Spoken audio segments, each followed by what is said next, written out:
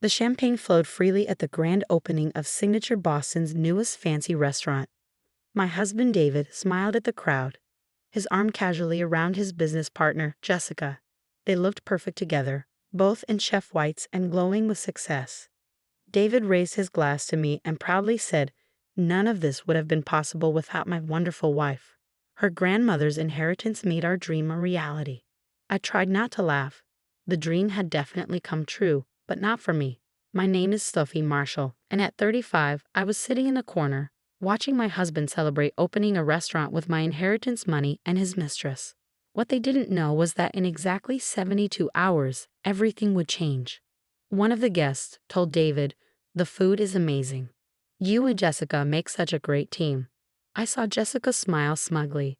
At 28, she was everything I wasn't: young, exciting, and passionate about cooking. She and David had met at cooking school, where he taught weekend classes. Their affair had started 6 months ago. But they thought I didn't know. My phone buzzed quietly. It was a text from Marcus, my grandmother's lawyer. "Everything's set for Monday. Are you sure you want to wait?" I quickly typed back, "Yes, let them have their moment. It will make Monday more interesting." 3 months ago, I found out about the affair in the most obvious way: lipstick on his collar, late nights at work, mysterious texts. But what really caught my attention were the large transfers of money from our joint account to a new business account. When I confronted David, he told me a convincing story about wanting to surprise me with his dream restaurant. He was so passionate, I almost believed him. But then I found the business partnership agreement, equal ownership between David and Jessica, with me nowhere in sight. They were using my inheritance to build their future together. What they didn't know was that I had already spoken to Marcus about the will. My grandmother had set strict conditions for the inheritance. The money was meant to be used for a business I started, not for someone else's dream. When the money first came, I had kept those conditions to myself. David interrupted my thoughts, calling me over for photos. I forced a smile and walked over. He pulled me close, his scent mixing with Jessica's perfume, which made my stomach turn. "We did it, honey," he whispered, his breath heavy with champagne. Everything we talked about, the restaurant, the future, all of it. I thought about the future he had actually planned. The divorce papers I found hidden in his desk, ready to be filed once the restaurant was up and running. He was going to secure his new life with my money and his young girlfriend. "I'm so proud of you," I said, not meaning a word of it. Jessica added sweetly, "Sophie, you have to try the creme brulee. I perfected the recipe myself." Of course she had, just like she had helped perfect every part of my husband and this restaurant. I saw them exchange a quick look, probably thinking they were so clever. My phone buzzed again. A message from Marcus. "Final paperwork filed with the court. Everything's ready." I excused myself to the bathroom for a moment alone. In the mirror, I thought back to the day 3 months ago when I learned about the conditions of my grandmother's inheritance.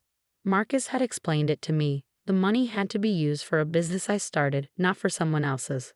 My grandmother had built a successful chain of boutique hotels from nothing, and she wanted me to do the same. The inheritance was meant to be my startup capital.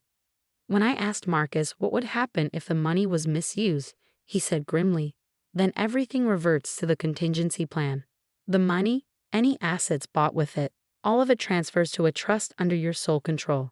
Your grandmother was very specific about protecting her legacy. I kept this to myself, watching David and Jessica plan their perfect restaurant. Every decision they made, every contract they signed, and every piece of equipment they bought with my inheritance was building evidence for Monday. David was showing guests around the kitchen, bragging about the high-end equipment. I watched, knowing that it all belonged to me in just 3 days. "This wine cellar was Sophie's idea," he said, another lie. I had nothing to do with it. Jessica had planned it and spent my money on expensive bottles. I smiled and played the part of the proud wife, though my hands shook slightly. One of David's friends complimented him, saying he had dreamed of this restaurant for years. I nodded, glancing at Jessica as she adjusted David's collar, looking way too familiar with him. Later, as the party ended, David and Jessica kept finding reasons to touch each other and share private smiles. David told me to stay at my friend Sarah's house while he and Jessica prepped for the next day. Sarah was the only one who knew the truth and had helped me gather evidence about their affair. The next morning, I waited at Marcus's office, Watching the clock tick toward 10 o'clock a.m., I knew David and Jessica would still be celebrating at the restaurant. The court papers have been served, Marcus said, checking his phone. I smiled, knowing it was time for them to panic.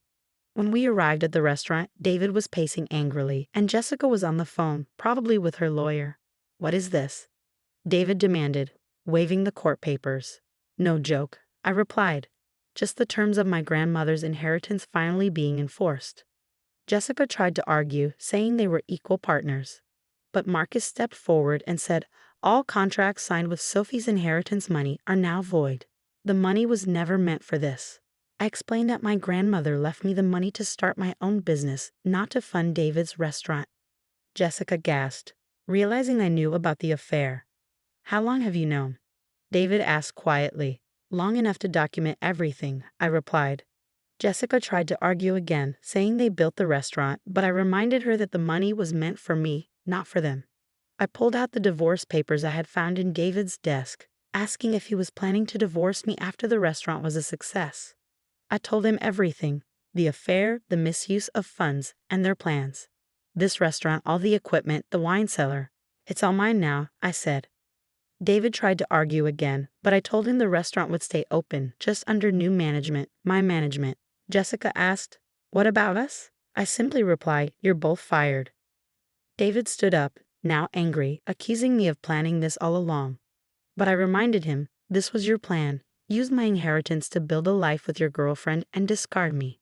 I just decided to write a different ending. The next hour was filled with legal talk and emotional tension. Marcus watched closely as David and Jessica packed their things, making sure they didn't take anything bought with my money. David looked at the documents. "You're taking our home." "My home," I corrected. "The apartment was bought with inheritance money, so it belongs to the trust now." "You can stay with Jessica," I added, knowing her small apartment was nothing like the luxury condo David had hoped to share with her. Jessica's face fell. As they were about to leave, David made one last attempt. "Sophie, please, we can work something out. I'll break up with Jessica, and we can run the restaurant together." That might have sounded good months ago, but I had already seen the divorce papers and watched them build the restaurant with my money. "It's too late," I said. After they left, I walked through the restaurant, now mine. Every detail they chose, every fixture they installed, was a reminder of their confidence in their plan. They never questioned where the money came from or the conditions attached to it. I got a message from Sarah. "Is it done?" "It's done," I replied. "The restaurant is mine. They're gone."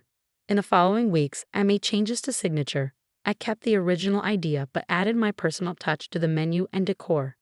The staff, relieved to be free of David and Jessica's drama, welcomed the changes. David tried legal action, of course, but Marcus had made sure everything was secure. The inheritance clause was clear, and the evidence of misuse was undeniable. Jessica left quickly, moving to New York when she realized David couldn't give her the lifestyle she expected. Last I heard, she was working as a cook in a chain restaurant. 6 months later, Signature was thriving under my management. It was ironic that David and Jessica had unknowingly helped me fulfill my grandmother's wish. I was now running my own successful business. One evening, as I was reviewing the books in my office, David's former office, Sarah stopped by. "You know what's funny?" she said, sitting down. "If they hadn't tried to deceive you, if David had been honest, you probably would have helped him." "Probably," I agreed. "But they chose deception. They thought I was too naive to notice, too weak to fight back." "They made a mistake," Sarah said, raising her glass in a toast, "to underestimating you." I thought about my grandmother, how she built her business with careful planning and smart decisions. She protected her legacy with a clever clause in her will. I knew she would have been proud of how things turned out. A year after I took over, I received a letter from David. He was working as a sous chef in Chicago, humbled by his fall. "I understand now," he wrote, "why I threw away not just our marriage but your trust. You deserve better." I filed the letter away without responding. He was right. I did deserve better, and I made sure I got it.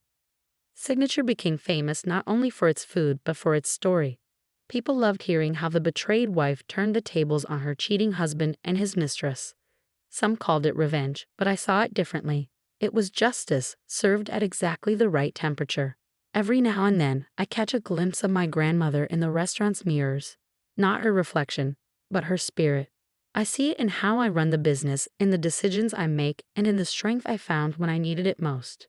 David and Jessica thought they were building their dream with my inheritance, but in the end, they were helping me build mine. Sometimes the best revenge isn't just about winning. It's about turning someone else's betrayal into your own triumph.